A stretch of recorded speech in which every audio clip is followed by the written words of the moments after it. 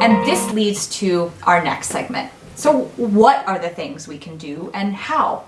The news. In the current climate with COVID-19 in combination with technology overload, I find myself having moments where I become very quickly overwhelmed. Notifications of deaths every 20 minutes on my phone, the numbers going up or going down, whatever it is. I also find news on TV to be much more triggering than reading it online. While this is important information to know, how can I better manage it so that I'm feeling a little bit more in control? I've decided to disable notifications and only spend 1 hour of my time a day on news to catch up. So just think about your mental health and know what triggers you and what works for you. And secondly, create a schedule. So I know that there's a shortage of resources for some, but even within that, how can you find some sense of normalcy? Perhaps once a day or once every 3 days, decide I'm going to work out.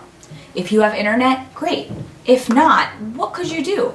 I was reading about a man who ran a marathon on his balcony in Italy. He had no internet. So again, how can you create a schedule despite not having a sense of normalcy? Every day, good things happen in our lives. But they're often fleeting, and like a transient whiff of air, they're gone before we know it. Our job is to slow this process down, to take the time to notice and relish this good.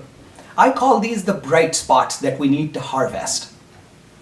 One of my favorite stories that I have told a million times, but it still gives me joy, is this one.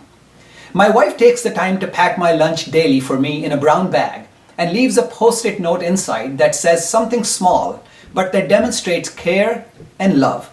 It can say things like, "Don't forget your antibiotic," or "I know it's a rough day, take care," and so on. It takes just a moment every day at lunch to relish this love and care and reflect on how blessed I am. In over 34 years of our marriage, it has remained a daily bright spot in my life. Several years ago, I took a picture of myself along with many of these post-it notes and sent the picture to my wife as a mark of gratitude for all that she does for me every day. A bright spot makes me think of a spot of sunshine coming in through my window that might illuminate something in the room. So one thing is to notice it, but another thing is to really relish it, maybe step inside, feel the warmth of the sun, and most importantly, just to have gratitude. I had a long day of meetings recently, and my partner frequently comes in with freshly cut oranges for me. Also very symmetrical, by the way. So that's a moment where I might turn to him and say thank you, or I might kind of secretly relish this moment on my own. So moments like this literally generate positive brain waves. Remember the gamma waves I talked about earlier?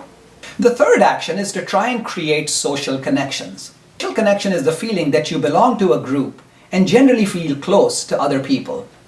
Scientific evidence suggests that this is a core human psychological need. Opposite to this feeling is one of loneliness, being alone. This does not mean physically alone, but feeling isolated. So you can be in the middle of people and yet feel lonely. In a new country, for example. Marina Keegan, a freshman at Yale, died in a tragic car accident when she was 22. Her essay, distributed at the commencement ceremony that year, was titled "The Opposite of Loneliness." Referring to her close community at Yale, she wrote, "It's not quite love, and it's not quite community. It's just this feeling that there are people, an abundance of people, who are in this together." There are many ways you can create strong human connections and this opposite of loneliness, and you do not have to be an extrovert to do this. Sharing bonds and interests even with a small group of friends. Sharing hobbies with people who have similar interests. This could be music, scrapbooking, or even religion or spirituality. Interestingly, some of the strongest bonds form among people or families who suffer similar adversities, such as those with a loved one with cancer or another significant life-changing disease such as type 1 diabetes. Essentially the concept of support groups. I had a deeply personal experience a few days ago. A FaceTime video call from a friend asking about my frail and ailing mother's welfare. This friend has a deep fondness for my mother and has shared many wonderful moments with her in the past. With social distancing in place, she had been unable to meet with her and was realizing that she may not be able to see her again. At that moment in the conversation, she broke down and began to cry. The phone screen showed a shaky video, followed by darkness. She had hung up. I cried as well for several minutes. Just two people had created the opposite of loneliness. The deep inner feeling of vulnerability and impending loss was replaced by that of warmth and support. Although laughter and humor is not appropriate for all times, laughter can still be a great stress reliever, and it's known to increase the intake of oxygen-rich air, stimulating our organs, soothes tension, and relieving the stress response. Honestly, even if it's forced. The fifth action is to think like an optimist.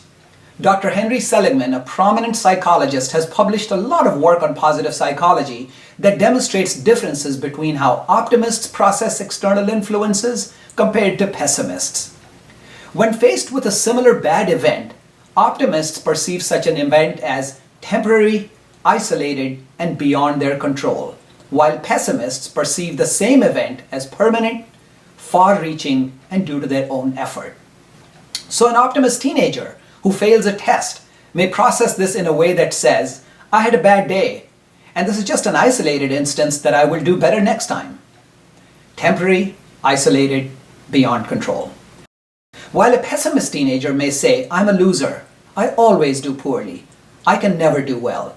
Permanent, far-reaching, and due to their own effort. Most important, we have to consciously say to ourselves when we are down, I should think like an optimist. This trick works for me so many times. The hygiene habits: healthy diet, exercise, and sleep. To feel mentally well, it is critical to invest in these hygiene habits. Even a little bit of investment in our own physical body goes such a long way in feeling better and more in control. Taking care of the mind, meditation.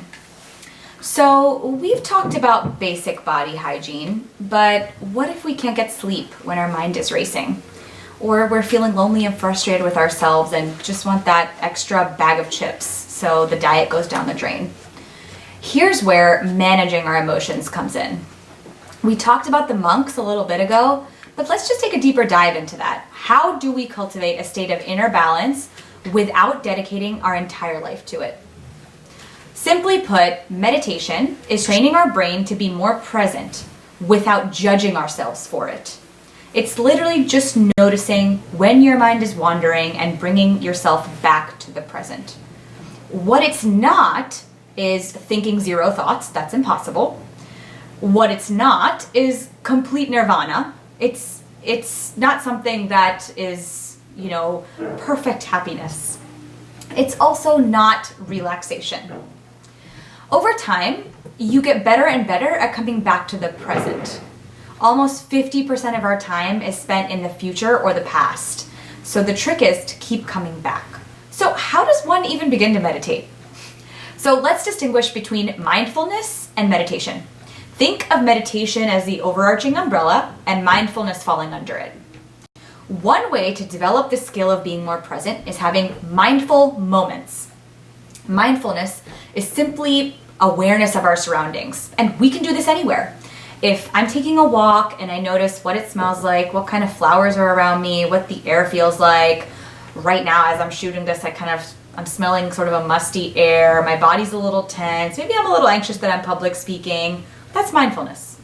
Meditation includes mindful moments, but meditation refers to a more formal seated process, what you might see the monks doing, quite literally, or where a guide may step-by-step take you through breathing exercises or visualizations. Breathing in, breathing out, noticing your breath. When the mind wanders, bring it back.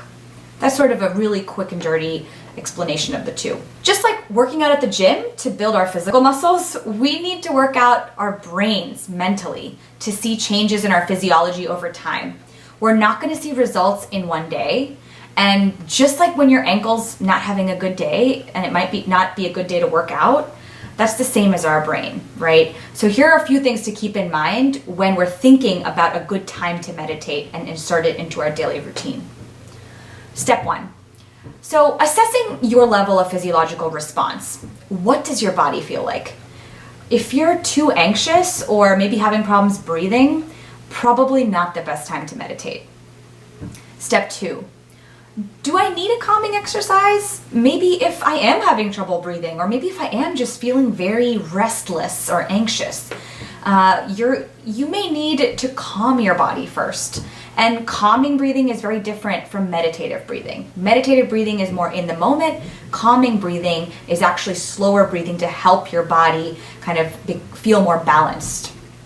So after those first 2 steps, you can then move on to step 3 and start working out your brain and establishing a daily meditation or mindfulness practice. The 8th action, doing for others. Dr. Henry Seligman in his book describes 3 paths to a happy life: the pleasant life, the good life, and the meaningful life.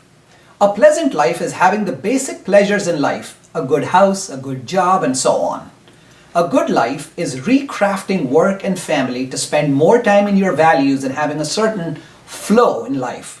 However, here's the punchline. The most joy comes from what he describes as a meaningful life. A meaningful life is one where you use your strengths in the service of something that is bigger than you. Bringing this down to a simple action level, try to do at least one action every day that is directed at giving someone else something. And it does not have to be big. A note to someone who is feeling down, a gift, a charity, a phone call. People often have called these random acts of kindness. So, we will now present a couple of very personal stories and how we've used these skills in ourselves. This will tie things together, hopefully so much better for you.